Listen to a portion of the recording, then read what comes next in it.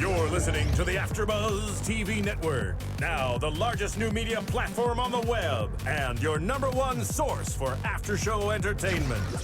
Very good, Team Johnson.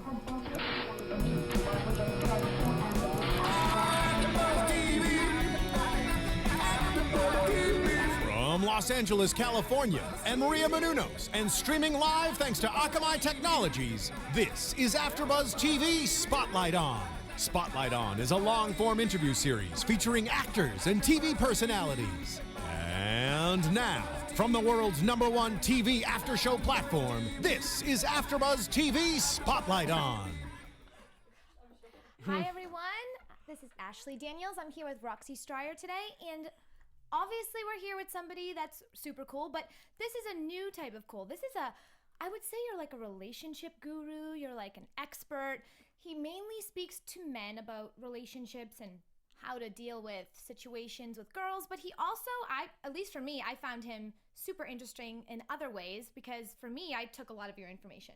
So we're here with Todd Valentine, if you want to introduce yourself.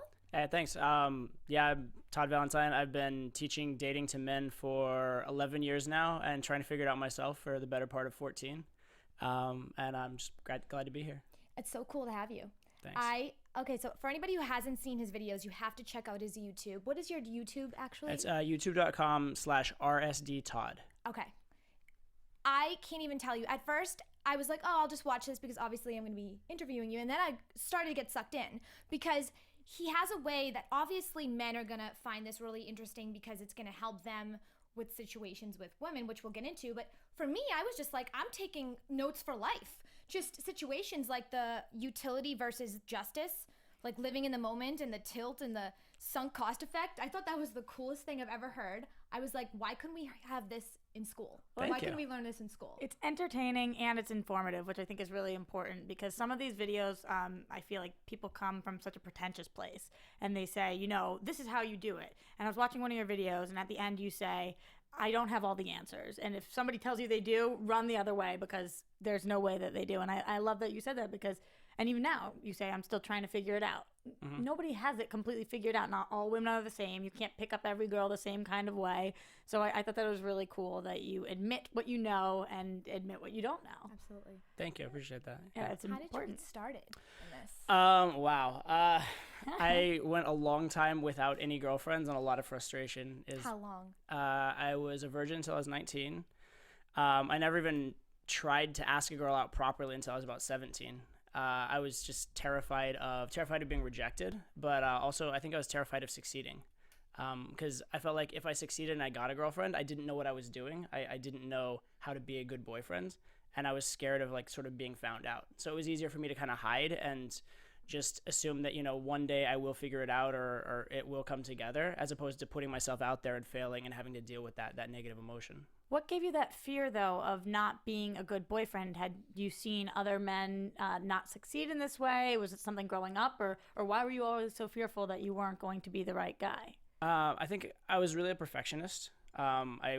My parents kind of raised me to spend all my time doing school and sports and that kind of stuff, and I was really good at that because it's all I spent my time doing. And so that was part of my identity, was I'm the guy that's good at things. And then I really, really cared about women. I've always had like massive crushes. I always wanted to like be good with girls, but I knew that I wouldn't be because I could, I didn't know which way was up. I didn't have a model for like how the world worked in that sense. Was there a guy that you looked at as your role model and you were like, wow, that's the cool guy. That's the guy that I want to be like? There were a few guys actually like in high school and college that I really looked up to. And then I looked up to certain characters in like movies. Like I could quote all these like romantic scenes from movies or like the pickup scenes from various. And I thought that's how it worked. And to a certain extent, it's not.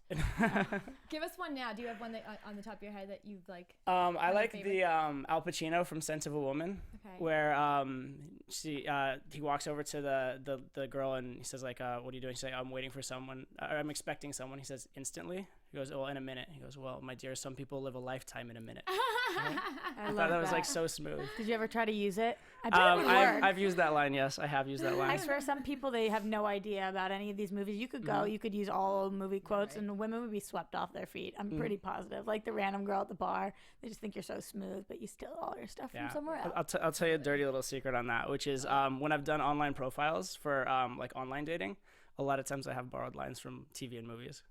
We'll talk about that, the online dating. So Okay. is that something that you do personally, or you suggest that clients do, or what is that to you? I've done it personally. Had good success. I'm actually writing a book along with my current girlfriend. I wanted to give a shout out. You are so beautiful and so sweet. So shout out to you. Yeah. So we're actually writing a Lady in book Red. on online dating together. She's a professional writer, so we're working on that together, and coming out with a product on that very soon as well. So.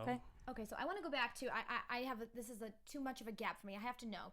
I need details. I'm like a detail person. Okay. So you grow up. You know, you're hanging out with your guy friends, and now is there a point where they start to get girlfriends, and you start to feel like, okay, like I don't have a girlfriend yet. Like maybe When's I should my start. turn? Yeah, like, or were you just like no way because of what you said? Like you were a perfectionist and. Yeah, I was a perfectionist. Funny enough, I had girls that actually asked me out growing up, and I said no to them because I was that afraid. And I would even have gone out of my way to make them like me. They'd ask me out, and I'd say no. It was that bad. Just right? because I'm a little bit of a stalker. Wasn't there like a board game scenario where you? Yeah. I was in junior high. I think 7th grade. We had a board game class, Right. and I'm really good at board games. I played chess. I learned to play when I was 2 years old. I'm really good, and I beat everybody at every game the entire time. But there was this one girl who beat me at a board game. Oh my god. The one who got away. The one who got away. Kidding. So, and she was also the cutest girl in the class too. So I actually bought a book and studied up on how to win at that game, and then I beat her like so badly the next week, just like devastated. You gotta let the girl win though. You can't beat the girl. Yeah, right. Well, apparently it worked because then she got her friend to ask me out. But I was so For nervous. her, you mean? Yeah. Oh. She called me up and said, "Hey, what do you think about my friends? Would you go out with her?" And I was like, "Let me think about it." And then she called me back like an hour later. She's like, "Never mind, offers off the table." And like hung up. See, okay. So you obviously more often than not, I remember boys being afraid of girls and just kind of afraid of like whether they're perfectionist or not, like of the rejection. So did that at all play a factor into it? Or Oh, for sure. I think it's the present rejection, but even more so like the future rejection. Like guys that I work with, a lot of times they're afraid of walking up and talking to a girl, but even more so, they're not afraid of walking up and talking to her. They're afraid of 5 minutes into the interaction having that awkward silence where there's nothing to say. And because if you walk up and the girl just says like, leave. I'm trying to be politically correct, PG-13 here. Right. No, you can actually do whatever you want. Okay. She says fuck off. Yeah, Okay, exactly. say whatever you Exactly. The girl says fuck off. That's not so personal. But if you've actually talked to her and built like some kind of connection, and then it goes completely stale, then it's like you're the boring guy or you weren't enough. Right? Okay. So speaking of this, ever since I moved home from Boston originally, and ever since I moved here, and trust me, I've been asked out by more girls in my life than guys because I went to an all-girls school. So I'm not trying to say Because like you're I so get asked beautiful. out, but any time that I have been asked out, like I was at Marshall's the other day, and this guy, I could feel that he was following me around Marshall's. It was totally stalker, like Lifetime movie, like, and I'm like, oh, I'm just playing it up in my head. He's probably not, but I never really looked to see. And then I walked over next door to Nordstrom Rack, and then all of a sudden he's there again, and I'm like, I knew he followed me in there, and he comes up to me and he says, hi, hey. And so at first I didn't really answer him because he was kind of far away, like yelling to me, and I'm like, yeah. And he's like, are you Persian? And I'm like, no. And he's Then like, he didn't want you anymore. so he goes, what are you? And I'm like, human being. He's like, no, like, what's your nationality? And I'm like, why? I'm like, I don't understand why. He's like, oh, okay, well, and I'm like, I'm Italian and Armenian. Is okay? And he's like, yeah, okay, cool. And I'm like, okay, well, bye. And I like went on my way to go. I had no idea what that was. That a pick? Was he trying to pick me up? Was he just inquisitive? Like, what was that? And it's like these moments where these men are like brain dead. Like, who asks that? Right. So like, do you ever have guys? Do you have guys that are like that are literally so far in the dark and have no idea that they're, or is it usually the shy guys that you're with?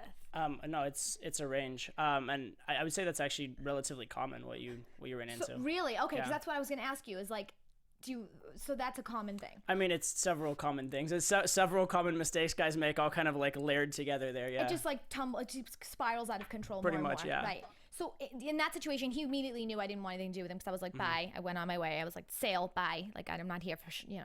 But men wanting to pick girls up in like a Target or something, or like a Marshall, like why do That's they where think I that's a get good all my spot? dates, definitely. No, but for real, more often than not, at least the one in like West Hollywood, men try to pick up girls there a lot.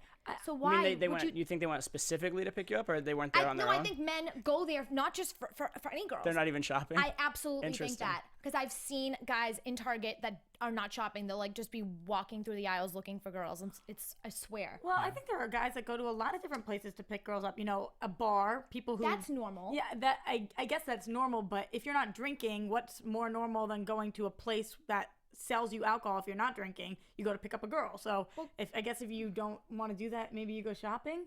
I don't know. That's a little creepy. I but guess I you don't find find more it. of a normal girl then if you're. I mean, but I'm saying like you're dressed up at a bar. Okay, but you're not here's dressed what- up at Target. Here's what I'm curious about. What You're you being just showered said. if you go to Target most of the time. You're just like disgusting. So what? It's true. It's true. But here's what I'm thinking. So because we're both from Boston, Right. and I know you travel a lot for work, I'm wondering how different the advice has to be to somebody in LA versus somebody in Boston versus somebody in Paris versus like wherever it is you're going, because I find guys in every place to be so extremely different. Just as one example, on the East Coast, they're way more forward. Usually they'll come up you, they'll approach you, they've got like that that swagger. Over here I find guys like are a little more laid back. They don't really, they're it's a lot more relaxed, a little chiller. So how do you cater to different groups of guys? Yeah, I'd say, well, I'm kind of on the opposite end because I'm dealing with the guys meeting the girls. But I'd say in the bigger cities, people in general tend to be more direct, and it tends to be, I make a distinction what I teach between what I call value and comfort. Value being like, are you a cool guy who has his life together and would have something to offer to a girl? And then comfort being like, will you form a real connection with a girl and really get to know her and spend your time with her? And I find in the bigger cities, it tends to be more value centric because just the relationships in big cities, it's not like everybody's with their friends that they grew up their whole life with, and they have these deep connections that since they were 2 years old. And it's also people that move to big cities tend to be, I think, more ambitious because there's a lot of job opportunities. So they move from smaller towns to the bigger cities. So it's more of a value culture. So you're saying you can't be both value and comfort. It's one or the other? You can be both, but it's hard because most of the things that you do that make you seem more valuable also do break comfort. It's like, imagine like a celebrity, right? If you were to go date like, I don't know, like Tom Cruise or Brad Pitt or something like Yeah, that. obviously, of course. Right. I don't think Tom Cruise would work out too well, but I think maybe Brad Pitt. Okay, yeah. So Tom Cruise would be interesting. I'm still Team Jen. Yep, go ahead. so certainly you'd find them like very attractive and charismatic, and their lifestyle is definitely alluring.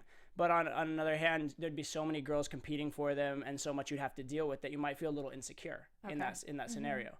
And so that would be a high value, low comfort scenario. Does that make sense? Yeah, it does make sense. But how does somebody help that? How would a Brad Pitt of the world help being so low comfort? What he would have to do is just spend more time with the person. Because if you've spent a lot of time with someone, gotten to know them, shown that you're willing to invest in that person, shown you're willing to like take the time, then that does build the comfort. And how do you be higher value? Just have more self-worth or have more going on? Yeah, self-worth, have more going on. Also, a lot of what people read into interactions has to do with the perception, not the actual facts.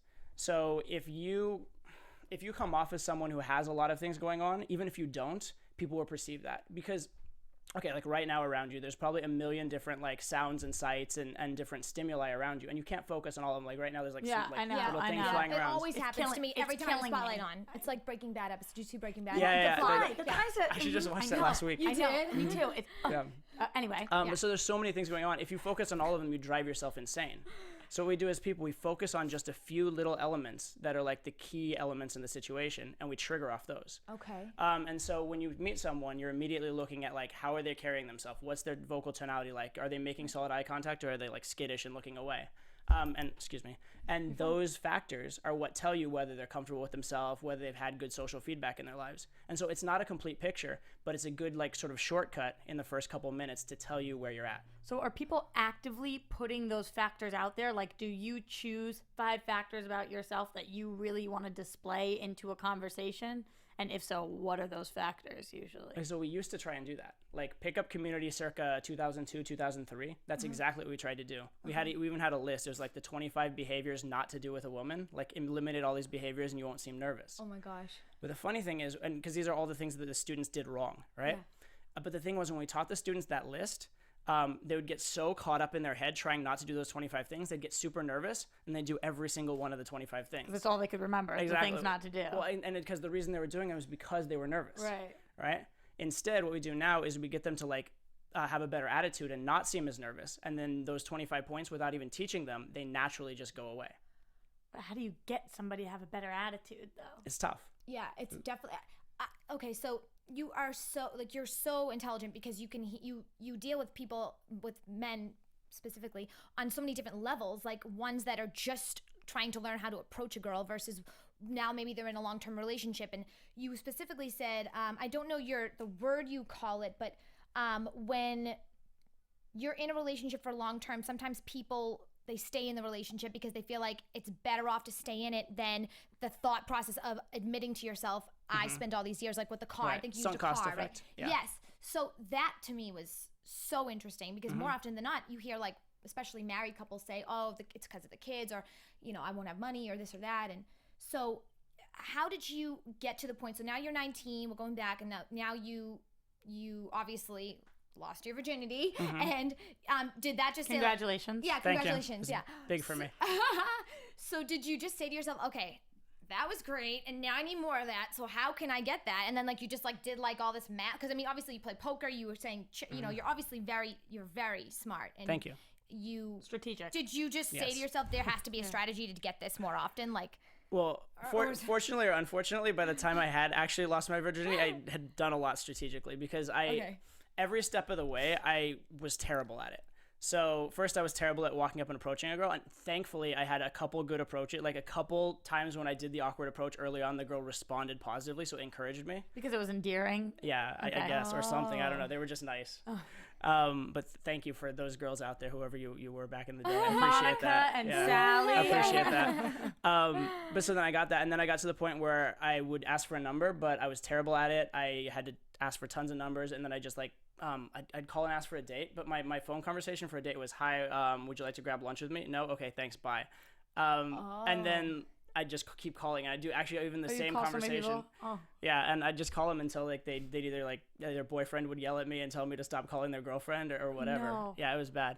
But I got a lot of dates, and so I got practice at the approach, and I got better at it, and I got practice at dating, I got better at it, and I was terrible at first. So you didn't want a girlfriend. You just wanted to date as many girls as you could possibly date. I didn't even really know what I wanted. I just knew that I was very frustrated by not having had success in this area of my life, whereas I'd had success in every other area of my life. And this was maybe the area I was most interested in and most concerned about, because as a man, like, what's fed to us from like the day we're born in the media is like, you should be able to like make money, win a fight, get a girl, basically. Yeah.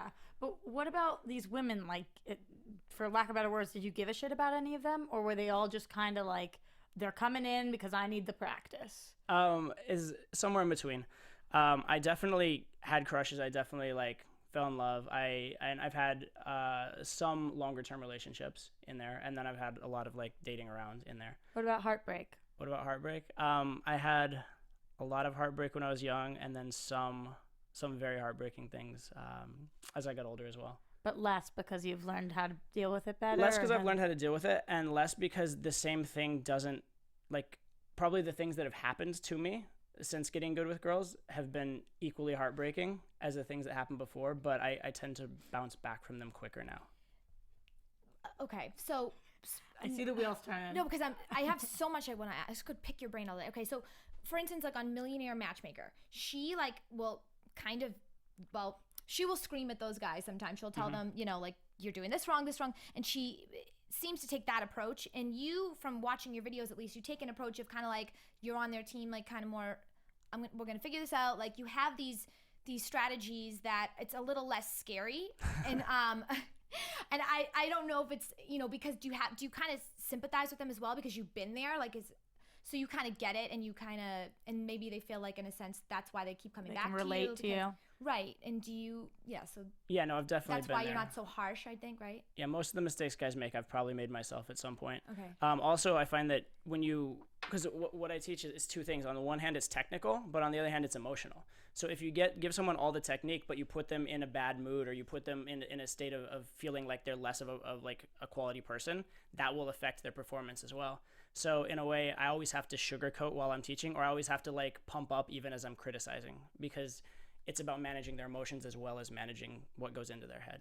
Right. Changing the topic really quickly, because I remember that I saw this and I wanted to ask you about it before I forget, but what is this like go up to the random girl, kiss her move that I watch you do in videos? Like, you'll just go up to a stranger, you'll kiss her, she'll say, but we're strangers, and you say, not anymore, or something like that. Like, is that like your thing? Is that your go-to move? Well, I will occasionally like just walk up to a girl and kiss her, but it's not something I'm trying to do. Like usually I just plan on going up and saying hi, right. But sometimes you say hi and the girl's eyes just light up in a certain way, and you just know that like she likes you. Right. You know she wants you to kiss her. Yeah.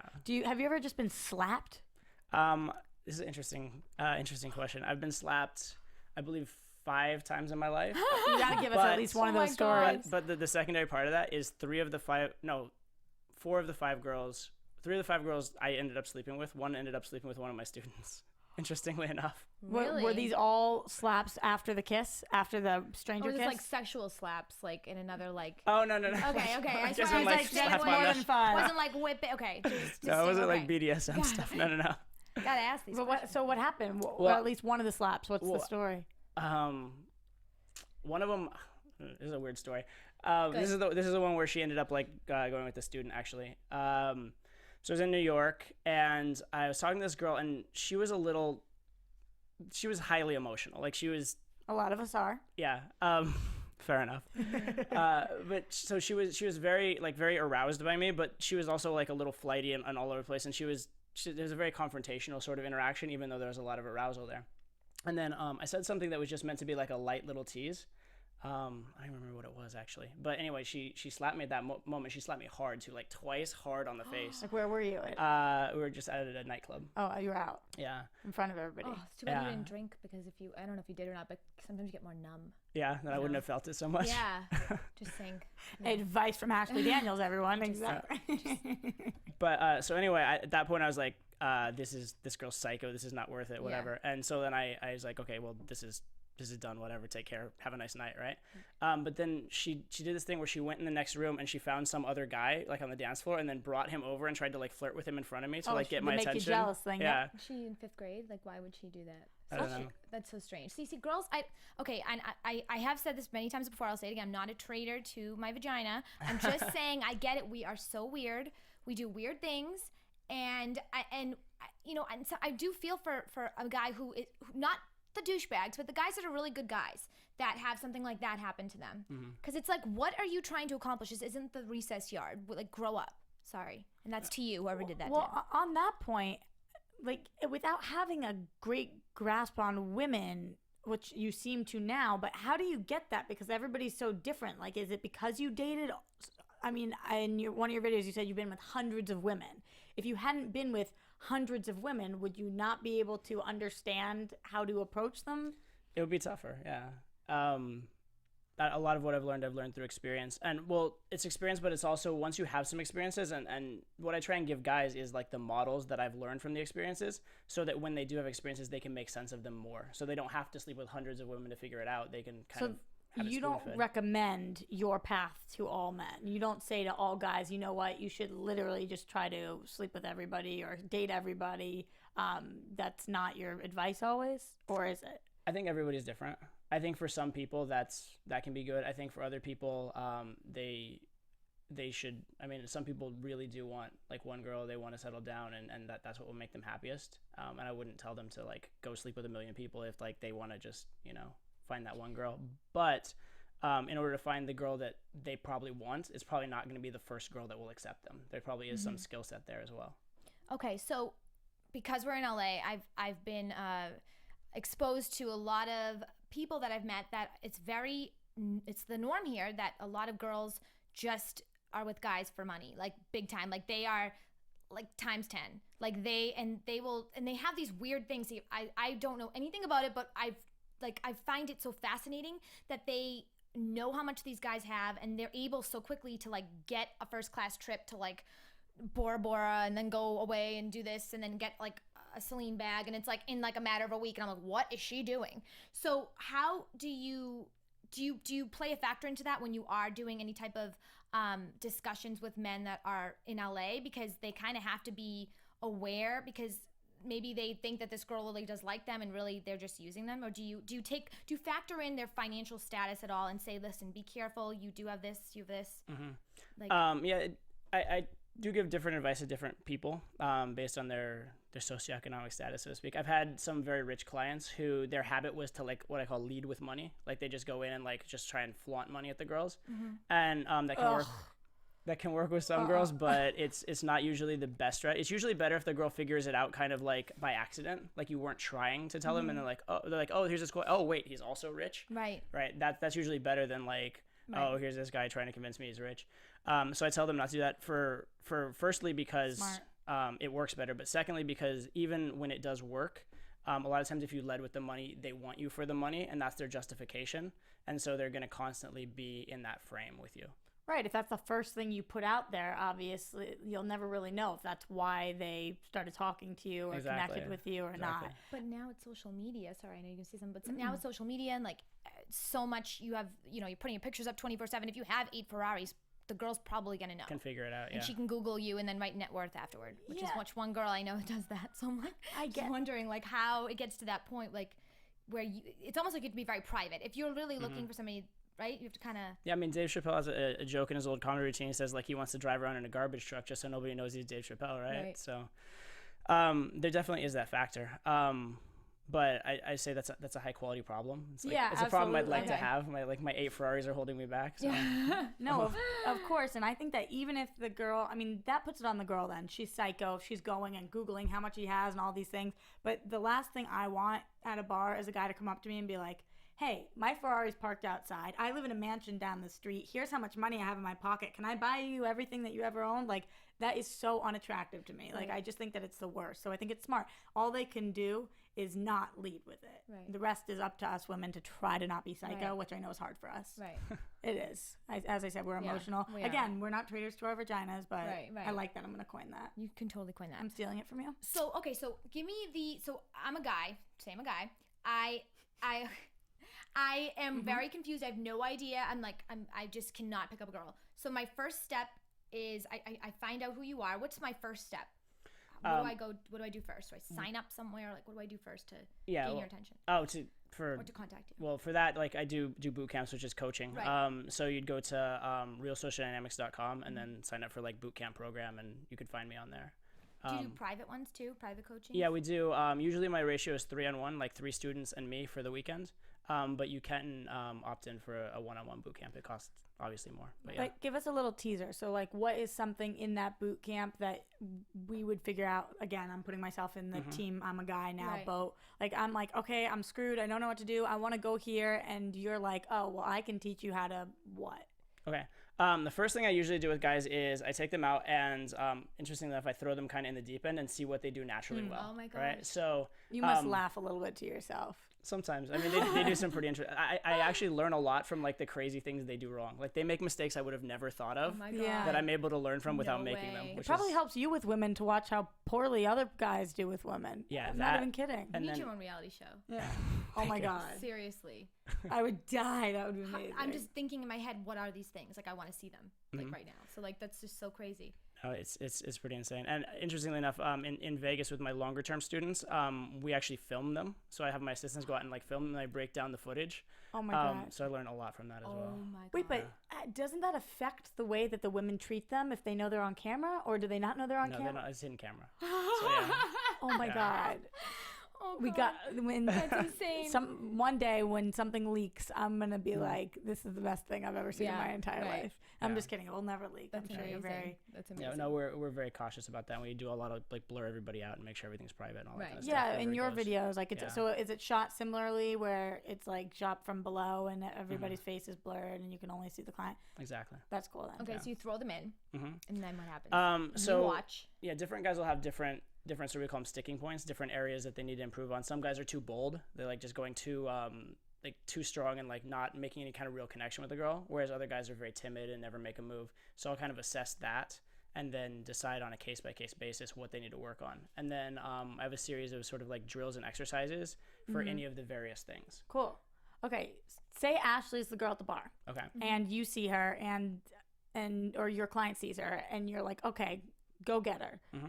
Do you just literally like push him out and you say go get her however you can, or are you like go get her? I can tell she's the kind of girl who paints her nails, does it so she's gonna want to talk about this kind of whatever it is. Like you notice things about her, so you give advice based on what she looks like or based on her mannerisms, or you literally are just like go flock, go. So what I would do is before we would have gone out to the bar, given them probably about 2 hours worth of like coaching and lecture on how to always have something to say. Because that's the one thing I don't want guys to come back is like I ran out of things to say. As long as they're making an effort and saying something, they're going to learn from it. But if they just sit in silence, that's not going to work.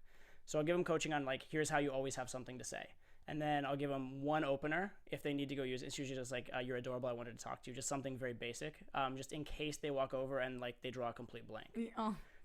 And then from there, what I would do is they're talking to the girl, and I would be either there right next to them. And if there's a point in the interaction where they need to do something, I would actually jump in and like do it for them, or tell them, or whisper in their ear what to do, that sort of thing. Or even sometimes I'll like take their hand and like put the hand on the girl. Oh my gosh. So I'll even be like that interactive at times. Oh my God. And then afterwards, success or failure, we'll break it down, debrief it, and then go on to the next one. Success or failure, how do you measure that based on whether they got the girl's number, they get a kiss, they take the girl home? Like, what's a success? Actually, usually I try not to determine success based on the result they get from the girl, more so based on the effort they put in relative to who they are. So it's an A for effort kind of thing. Kind of. Well, I mean, depending. Like, what would be an A for effort for one person would be an F for effort for another, depending where they're at. Right. What about, because obviously it does play a big factor because people are shallow and whatever, but what about somebody coming to you who's drop dead gorgeous, probably way easier to tutor them into talking to girls because at first impression girls will accept who they are, based on, or as opposed to somebody who's just not that attractive or physically not that attractive? Sure. Looks help. For sure, looks help. What I find is like looks or having a cool accent or something like that, those kind of things that we stereotypically think make a big difference. What that will do, it will buy you 30 seconds to a minute. No way. Something like that. Like it will buy you a little window of time where people will be a little nicer to you and give you sort of leeway if you're socially awkward, or leeway if you say something dumb. Right. But beyond that, once you've known them for a little bit, yeah, then you're being evaluated on, as a man, being evaluated on your personality much more so. Do you help them physically? Like help them with their physical appearance at all before they do? Well, maybe if it's like a haircut, or like you're like, listen, don't wear that ever again. If it's really awful, I will. Okay. For the most part, as long as it's not blatantly hurting them, we leave that for at the end of program or maybe after program. But if it's really bad, I'll step in and say, hey, do this. Yeah. And just overall, if people are sitting there thinking like, what's really awful, you would recommend just like plain black, plain white, or what is it that you recommend to guys like to wear? Yeah. I mean, we're like at the very bare minimum, just get like a good fitting shirt, which as a guy probably means you think it's a little too tight. And then some good jeans. He's looking at you guys. And then it's just shoes that are not like worn out, dirty tennis shoes. Like get some like dress shoes. That's a basic sort of like ensemble. And then from there, what I recommend to guys is look around, and whenever you see guys, kind of have a catalog in your head. Do you think this guy's getting laid? And when you see the guys that look like either the guys that have hot girls with them, or the guys that just look that way, sort of like take a mental note of what their style is, and create a style of your own that's similar to that over time. Got it. Now that you're well established and it's clear that you've been with a lot of women and there's not a problem there, and you're good at picking up women, picking up girlfriends, having long-term girlfriends, whatever it is, do you ever, just like as refresher course or whatever you want to call it, call up a girlfriend of yours, a friend who is a girl, and say like, what do you think about this? Like, how do girls react to this? Or do you ever interview girls about it? Sometimes, yeah. A lot of my girlfriends are ex-girlfriends. Hey, that's good though that you can keep them as friends. Like sometimes it all ends badly. Yeah, it either ends really well and we stay friendly, or it ends really badly. But a lot of my good friends are exes, and I'll call them up from time to time, or I'll just talk to whoever I'm dating, or I have a lot of guys that know what's up to. So Well, I asked that because, like, how do you become qualified to know what women want? Just because of the mass amount of people, or because you do talk to these women? I would say, I mean, the experience definitely helps in general, and then the fact that my experience sort of fits certain models, right? And then it's like in science, right? You have like a hypothesis, you test it, and then when the results confirm it, it makes your hypothesis stronger.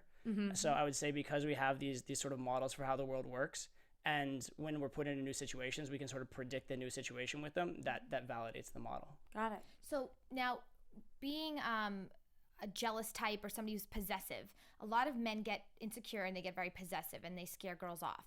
So when does that happen more often than we think? And how do you assess that based on, like, can you immediately tell when you meet somebody that you're going to start training he gets possessive, or do you ask like a bunch of questions on a survey or something, and then like they answer it truthfully, and then you realize like, he texts 50 times when she didn't answer in 5 minutes?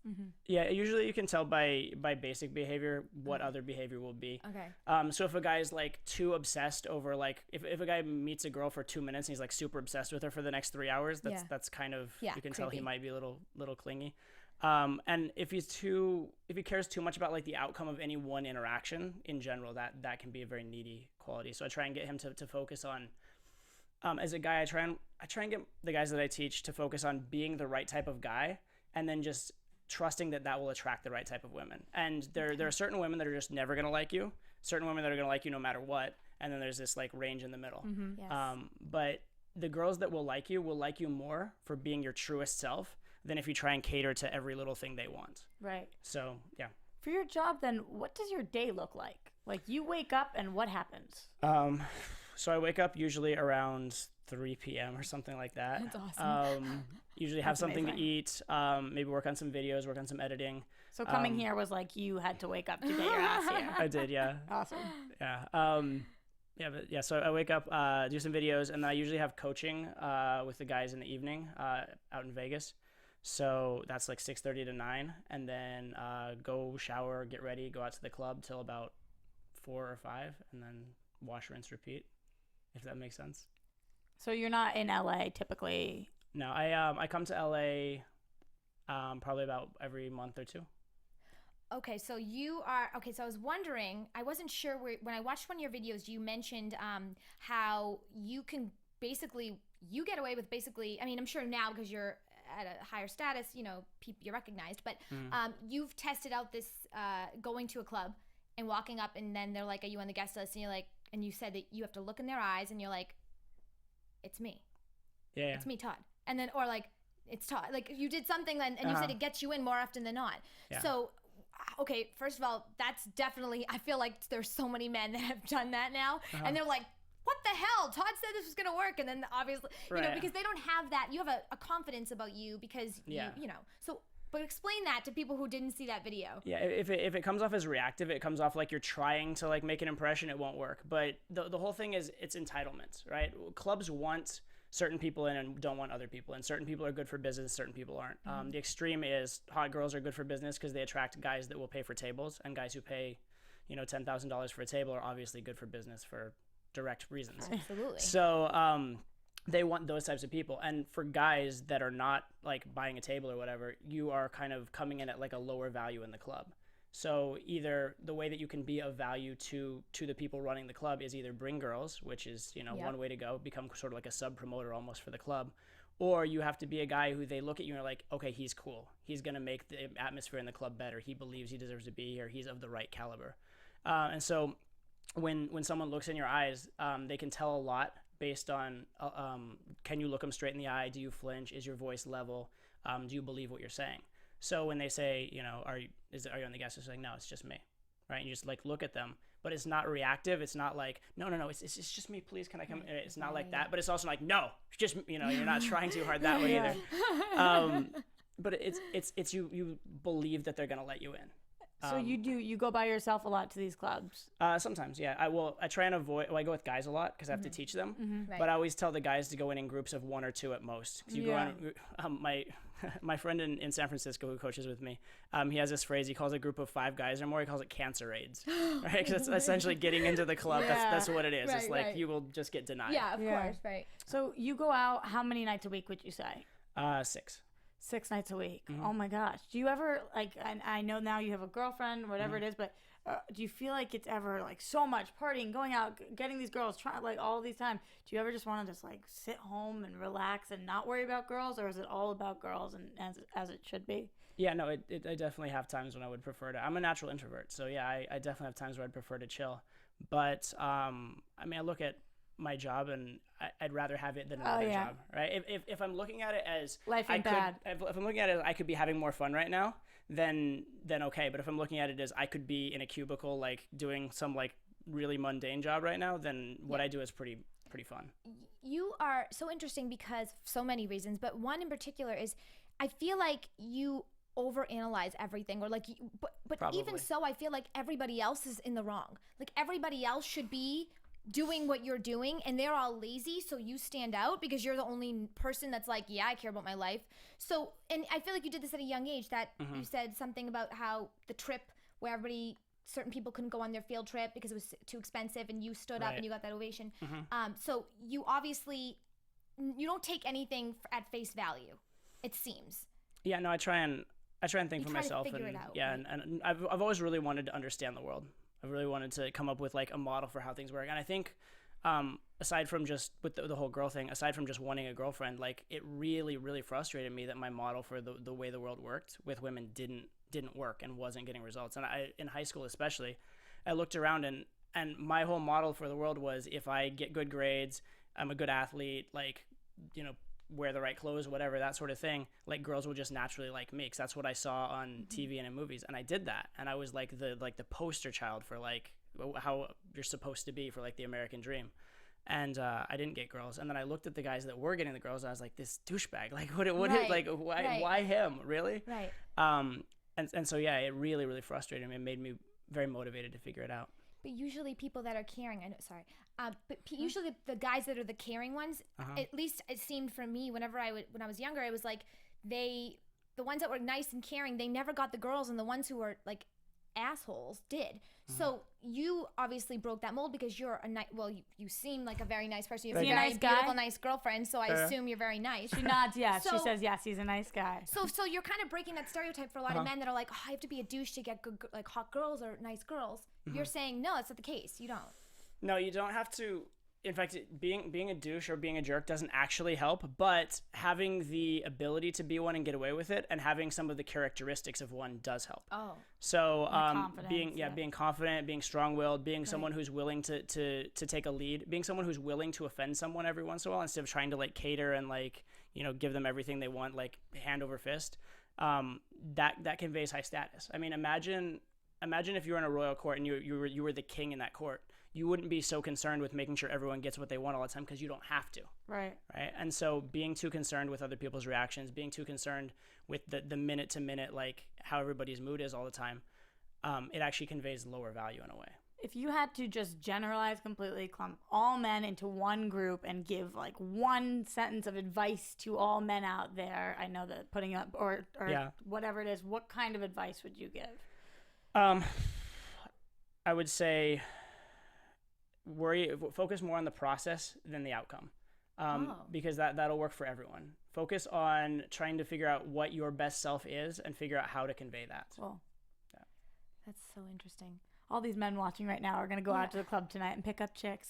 You're welcome for getting you laid. Yeah, seriously. You're seriously. welcome. So the texting part of like, do you ever have to talk to them about like, okay, don't answer a girl immediately, or don't text question marks 5 times after you've texted? They'll get to you when they can. Like, This is clearly something that bothers you when people do I that. hate when people do that. Yeah. Don't follow her on your thing. Target. Yeah, don't follow me. Don't do the question mark because I got your question. So like, how do you actually do that? Do you Yeah, talk I about that? teach text. Yeah, Yeah. of course. You teach text. It Oh was my one God, of your that's articles awesome. was all about texting. Yeah, I'm That's actually awesome. in the online game book is going to be texting as a huge section in there as well. So Oh my God. So We'll give us definitely teach some that. advice about that. Okay, so for texting, a big part of it is you have to know where you're at in the interaction. There's a big model I use called social capital, but it basically means that at any point in interaction, you've built up a certain level of trust, comfort, connection with the person you're dealing with. So someone that you've met as a stranger on the street, if you say something dumb, the interaction might be over. But if you've dated someone for 6 months or they're in your family, you can say something dumb and the interaction, the relationship will continue. So say, ha ha ha, you so dumb. Exactly. but they'll still love you deep down. Exactly, right. So when you're when you're texting someone you've just met, there's not a lot built up there. So you have to kind of be fun and funny, and we call it offering value. You say fun, interesting things and don't ask for a lot in return, right? You have to give before you can receive, in a way. Love that. Yeah. And not enough guys do Absolutely. that. Yeah. That's awesome. So a lot of guys, their first, like, they'll get a number and then their first text is, would you like to get a drink 7 o'clock at this place? And that's a lot for a girl to handle. Yeah. It's very Right. heavy. Like I don't even know if I like you yet, so give me something so I can work Exactly. off of it. Okay, so you've talked about this book a lot. Can you tell us a little Yes. more about it, where we're going to be able to find it, or is it really early in the process? It's early in the process. We have actually, the book is almost written, like almost Congrats. completed. Awesome. And we'll be turning the book into an interactive video product, where it'll be like, here's a situation, how do you handle it? Here are the principles, that kind of stuff, with like with video quizzes and everything, and me talking more than you probably want me to. That's so cool. Not true. Thank you, appreciate that. So that's going to be launching on September 1st. That's when that comes out. September 1st. Yep. Where? Online. You'll be able to find it at realsocialdynamics.com. Awesome. Oh my God, we're gonna That have is so to. cool. Any guy that I want to potentially date, I'm gonna be like, go to this site first, then call me. Then we can do drinks. So, what is your ultimate goal? Because I mean, you've already accomplished so much, but it seems like you're still gun ho, like you're really still motivated. Something keeps a I fire. think we call it hustling. Yeah, in a sense. So, what's your ultimate goal? Is it to have a TV show or is it to have? I don't know. What's bigger than this? I'm not really sure at this point. As far as business-wise, we're obviously there's a lot. I'm very, very ambitious. I would love to do what I do on a much larger scale, to be able to reach many more people, and I'd like to be able to teach more holistically, even like, because with myself and all of Real Social Dynamics as a company, we're working on moving the concepts that we've built up in the realm of dating and the models for the world that we've established, and taking that to just helping people in general. Helping people with their work, helping people with their health, helping people with all their social interactions, not just dating, and helping people get motivated and on the right path for life. So that's something we're really working towards. And then also just like scope is, a lot of times I'm teaching like 1 person to 3 people at a time. I'd love to be teaching 50 or 100 people at a time, and getting my ideas out there. And actually getting them across, which would be Exactly. great. Outside of your career, though, married, kids, like, is that something that you want and you teach, or is that something that you're not even thinking about right now? I'm in an interesting place in terms of all that. I definitely do want kids at some point, and I definitely know that I want the right type of people around me in the long run. I don't want to just be like, I don't want to be in a situation where when I'm like 60, I have to go to a bar and do cold approach. Yeah. Cold approach. Cold approach, yeah, like talking to strangers. So I don't want to obviously be there. I'm still in a learning phase in terms of other things I'm doing, so I'm kind of in between. But it's definitely on the radar for the future. Well, there are so many old men that I've seen in LA that have these hot girls. So I mean, not Nothing to say wrong you, with but these 60-year-olds, I think the younger guys can take a pointer from them. I don't know what they are doing, but they're doing something. You hit on Yeah, that I know, before. I know. Money. The nice thing as a guy, though, is the older you get, the more life experience you have, and the That's more you right. can share, the more value you can offer. Right. Because we're judged a lot based on our not necessarily just our looks, but our personality, our attitude, the things we've accomplished, the things we can do, and power factors in as well, which you get with more time, more success. Right. So. What's the number one thing that you think women are drawn to in a guy?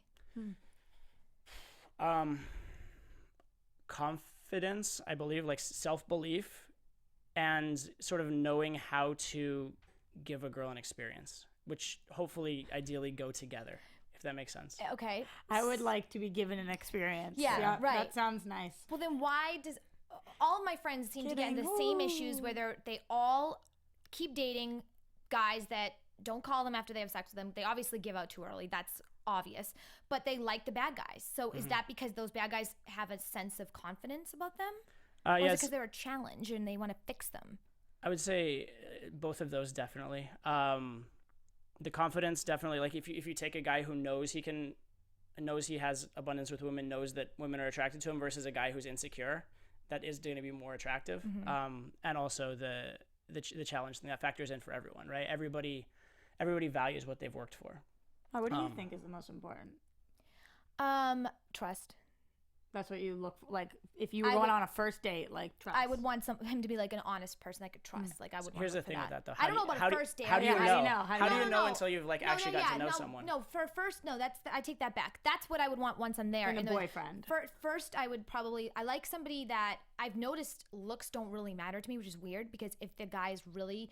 I'd say confident, but by also the way, like she has the most gorgeous boyfriend in but the entire world. No, so. but I'm saying, I know, but still, doesn't matter. I still think these things. I'm like, yeah, I'm always thinking. But someone who's like powerful. He seems powerful, and he seems like he could like he has like people working for him. That makes sense. Like, and he's he's at the top. That makes total sense. So I get it. That's being honest. Oh, good. You go for those powerful men, baby. Yeah. I'll cheer you on. Yeah. You are so interesting. Thank you. You're so cool, and you're so nice, and you're so nice, and everybody here is so nice. Oh my God! God. Thank you all so much for coming today. And so where can your fans and people who want to get in touch with you, where can they find you?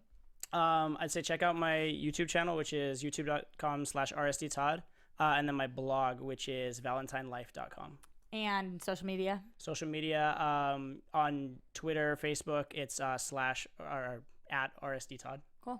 Todd. Cool. All right. Well, thank you so much for tuning into the Spotlight On. I'm Ashley Daniels. You can find me at Miss Ashley Daniels on Twitter and Instagram. And my lovely little sidekick, where can we find you? You can find me everywhere at Roxy Striar. Awesome. Thank you so much for tuning in. Bye.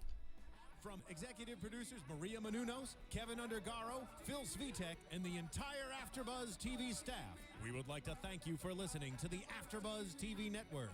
To watch or listen to other after shows and post comments or questions, be sure to visit AfterBuzzTV.com. I'm Sir Richard Wentworth, and this has been a presentation of AfterBuzz TV. She teaches boot camps with me, actually. She helps See you later.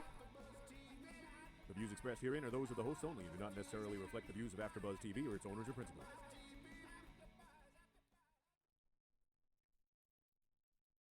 Thank you for watching AfterBuzz TV on YouTube. For more of your favorite after shows and interviews, subscribe to our channel here, and be sure to share your opinion on the episode in the comment section below here. We'd love to see what you guys are buzzing about. Thanks again. Buzz you later.